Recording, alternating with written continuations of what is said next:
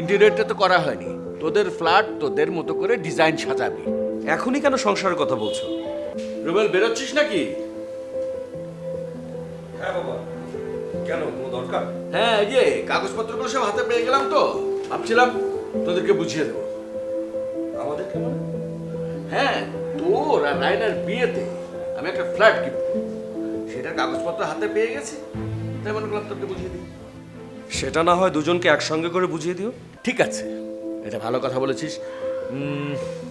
এক কাজ কর, চাবিটা রাখ। ইন্টেরিয়রটা তো করা হয়নি, তোদের ফ্ল্যাট তোদের মতো করে ডিজাইন সাজাবি। এখনই কেন সংসারের কথা বলছো? আগে জাপানের দিকটা শেষ করে আসি। সব ঠিক আছে, ফ্ল্যাটের চাবিটা রাখ।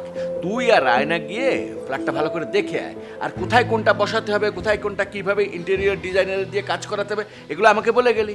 আমি আগামী 2 বছর টুকটাক করে সব কাজ শেষ করে ফেলবো, তোরা এসে একদম সাজানো গোছানো ফ্ল্যাটে উঠবি। ও বাবা, রায়না ফোন করেছে। সেই ক্ষেত্রে চাবিটা দিতে পারো, রায়নাকে ফ্ল্যাটটা দেখাই, ও খুশি হবে। সেটাও ভালো। হ্যালো।